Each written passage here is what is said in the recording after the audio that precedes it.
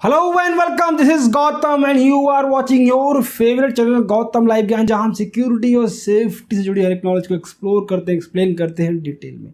तो हमारे एक सब्सक्राइबर ने हमसे कमेंट करके पूछा है कि सब पिकअप ड्रॉप के दौरान एक कैब ड्राइवर का और कैब का कौन सा डॉक्यूमेंट हमको चेक करना चाहिए। तो फ्रेंड्स, ये जो ड्यूटी है पेपर चेकिंग की, ये एक्चुअली आती है स्कॉटिंग कंप्लायंस ड्यूटी के अंडर में, जिसको हम लोग VVD बोलते हैं, मतलब व्हीकल वेरिफिकेशन डिपार्टमेंट। अब इस ये डिपार्टमेंट का फ़र्ज है, कर्तव्य है, रोल एंड रिस्पॉन्सिबिलिटी है कि सारी जो गाड़ियाँ पिकअप ड्रॉप के लिए इस्तेमाल की जाने वाली हैं, उनको जो कंपनी के द्वारा मापदंड दिए गए हैं उन पर परखा जाए। अगर उसमें वो कहीं भी फेल हैं तो उनको रिजेक्ट कर दिया जाए, उनको पिकअप ड्रॉप के लिए इस्तेमाल नहीं किया जाए। तो आइए देखते कौन कौन से मानक देती है कंपनियां और कौन कौन से डॉक्यूमेंट हमको वहाँ पे चेक करना चाहिए।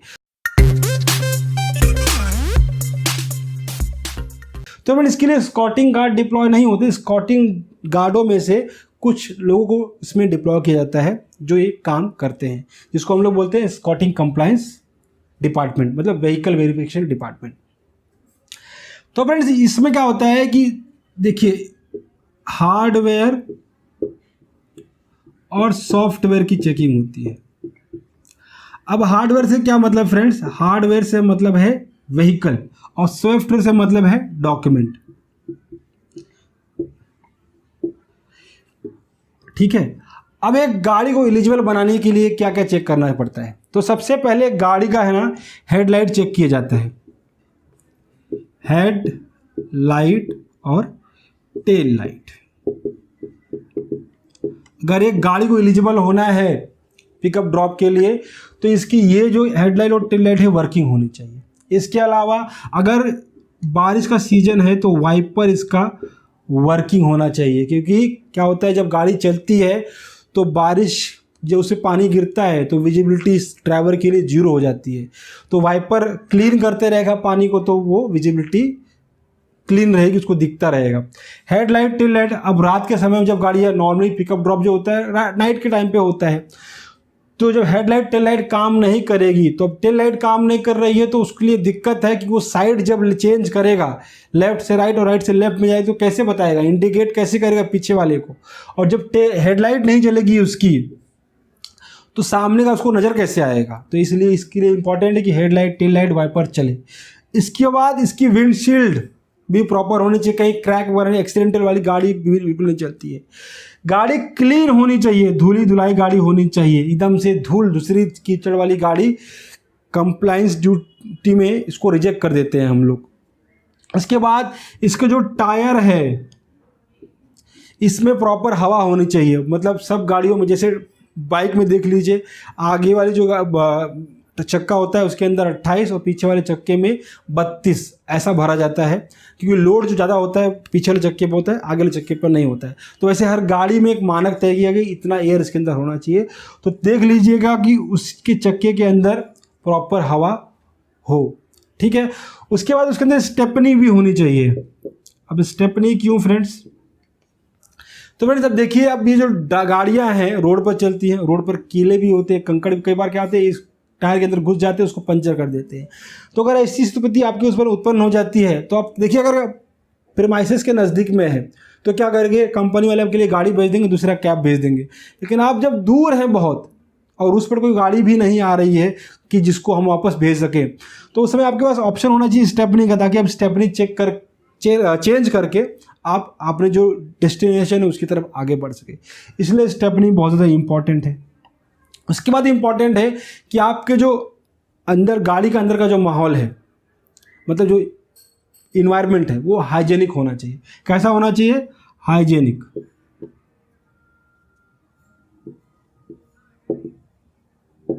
हाइजेनिक होना चाहिए।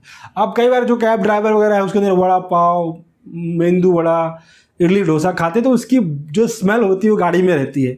अब देखिए, इतनी बड़ी कंपनी जो पिकअप ड्रॉप कर दे रही है वह अपने एम्प्लॉयज़ का ख्याल रखती है, तो इन्वायरमेंट भी हमेशा क्लीन होना चाहिए, उसमें कोई गंदी महक वगैरह नहीं चाहिए। उसके लिए क्या होता है, एयर फ्रेशनर वगैरह इस्तेमाल किया जाता है। तो देखिए आप उसके अंदर का जो माहौल है वो हाइजेनिक है या नहीं है। अगर ये सारी चीज़ें अच्छी हैं और हाइजेनिक नहीं है उसके अंदर का माहौल, तो उस गाड़ी को आप क्रॉस मार्क कर दीजिए, रिजेक्ट कर दीजिए। इसके बाद गाड़ी की डिक्की वगैरह भी चेक करते हैं। और उसमें देखिए फायर एक्सटिंग्विशर होना चाहिए। अब फायर एक्सटिंग्विशर कई बार गाड़ी की डिक्की में रखा जाता है और कई बार कार के ड्राइवर के पास में रखा जाता है। तो आप ध्यान दीजिए कि ये जो ड्राइवर के पास में रहे। अब गाड़ी की डिक्की में रहेगा तो क्या होता है कि गाड़ी की डिक्की में जाएगा, मान लीजिए इंजन वगैरह को भी आग लग गई तो वो गाड़ी ड्राइवर खोलेगा, फिर बाजार पीछे जाएगा, तो टाइम कंज्यूमिंग प्रोसेस है। तो ये जो फायर एक्सटिंग्विशर है ये ड्राइवर के नज़दीक में होना चाहिए, ताकि ये जो एक्शन है, वो जो टाइम है वो कम रहे, ताकि एक्शन जब टाइम कम रहेगा तो रिलीफ जल्दी मिलेगा। उसके अलावा फर्स्ट एड बॉक्स भी अंदर होना चाहिए। मान लीजिए एक्सीडेंट वगैरह हो जाता है गाड़ी का, तो फर्स्ट एड हम लोग प्रोवाइड कर सकते हैं अपने स्टाफ वगैरह को, तो फर्स्ट एड किट वगैरह भी होनी चाहिए। ठीक है, बेसिक दवाइयाँ जैसे डिक्लोजैम वगैरह होता है, क्रूसिन वगैरह होता है, ठीक है, उल्टी वगैरह बंद करने की दवाई, ऐसी बेसिक दवाइयाँ जो मतलब डॉक्टर की तरफ रिकमेंडेड है, ठीक है, जनरली इस्तेमाल की जाती है, वो सब दवाइयाँ होनी चाहिए। तो फायर एक्सटिंग्विशर और फायर एस्टेड होना चाहिए।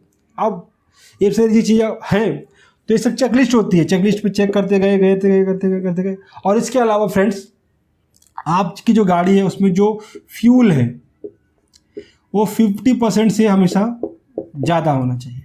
ठीक है, अब देखिए जो गाड़ियां हैं काफ़ी दूर दूर तक ड्रॉप करने के लिए जाती हैं, तो अगर फ्यूल कम होगा तो वो क्या होगा, गाड़ी को रोकना पड़ेगा फ्यूल भरने के लिए, और ऐसे समय हम लोग कोई भी एम्प्लॉय को टारगेट वगैरह कर सकता है।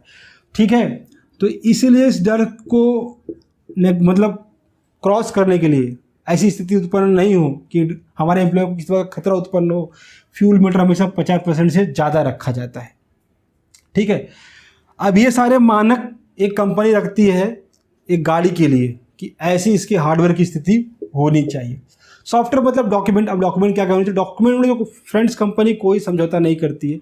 अब 6 डॉक्यूमेंट एक गाड़ी के हैं, उसको याद करने का तरीका फ्रेंड्स बड़ा आसान सा है। ये है रीता, ये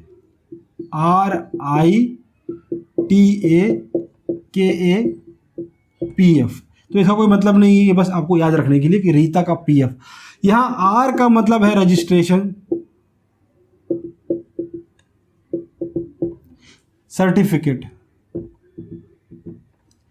RC बुक इसको बोलते हैं आप नॉर्मली भाषा में। तो रजिस्ट्रेशन सर्टिफिकेट किसी गाड़ी का होना चाहिए। ठीक है, उसके बाद इंश्योरेंस होना चाहिए फ्रेंड्स उसके पास। I का मतलब इंश्योरेंस, T का मतलब टैक्स पेपर होना चाहिए। कम गाड़ियों का होता है टैक्स पे करना पड़ता है, क्वार्टरली, हाफ ईयरली, फिर ईयरली, तो वो टैक्स पेपर उसके पास होना चाहिए। और A का मतलब है ऑथराइजेशन, मतलब परमिट होना चाहिए। कैब ड्राइवर जो होते हैं, टैक्सी का, सबका अलग अलग परमिट, 5 साल का परमिट वगैरह होता है, तो वो परमिट इनके पास होना चाहिए। अब के का मतलब कुछ नहीं है, यह बस याद करने के लिए वह शब्द जोड़ा रखा हुआ है कि रीता का PF। तो P का मतलब फ्रेंड्स यहाँ पर है PUC, पोल्यूशन अंडर कंट्रोल, ये आपका होना चाहिए गाड़ी के पास। अब नई गाड़ी है तो उसका PUC फ्रेंड्स नहीं होता है, पुरानी गाड़ियों का PUC होता है। तो आप देखिए अगर गाड़ी नई है तो उसे PUC पेपर नहीं होता है। ठीक है, क्योंकि नई गाड़ी में जो पोल्यूशन वगैरह नहीं करती हैं। ठीक है, उसके बाद F का मतलब है फिटनेस सर्टिफिकेट। अब कैब का फिटनेस सर्टिफिकेट लगता है, तो ये फिटनेस सर्टिफिकेट उसके पास है कि नहीं आपको चेक करना है। तो ये 6 डॉक्यूमेंट एक कैब का हो गया। अब इसका ड्राइवर का क्या चेक करना है, तो ड्राइवर के फ्रेंड्स होना चाहिए TR पासिंग लाइसेंस। अब 2 तरह के लाइसेंस होते हैं, एक मतलब प्राइवेट गाड़ी चलाने के लिए, होते हैं ट्रांसपोर्ट की गाड़ी चलाने के लिए। जो कैब है आपका, वो गाड़ी आती है ट्रांसपोर्ट के अंडर में, तो उसका TR पासिंग लाइसेंस होना चाहिए। और ये जो लाइसेंस है 3 साल के बाद रिन्यू करना पड़ता है, जबकि प्लेन लाइसेंस जो होता है इसका जो एक्सपायरी है 30-35 साल। अब मेरे जो गाड़ी का जो मेरे पास लाइसेंस है उसका एक्सपायरी है 2035 में, तो मैंने 2012 में बनाया था, 2035 में उसका एक्सपायरी, तो काफ़ी लॉन्ग टर्म का होता है प्लेन वाला लाइसेंस। लेकिन TR का होता है हर 3 साल में इसको रिन्यूअल करना पड़ता है। ध्यान रखना है कि जो गाड़ी, ये जो ड्राइवर है ये अल्कोहलिक नहीं होना चाहिए, दारू पिया नहीं होना चाहिए, तो उसके लिए अल्कोहल टेस्टिंग मशीन आती है।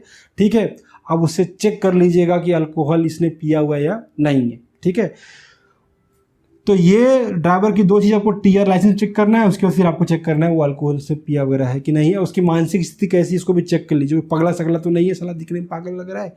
तो ऐसे लोग को भी आप जरा आइडेंटिफाई कर लीजिएगा। तो गाड़ी के इतने सारे चेकिंग करनी है, और पेपर ये चेक करना है, और ड्राइवर की ये 2 चीज़ आपको चेक करनी है।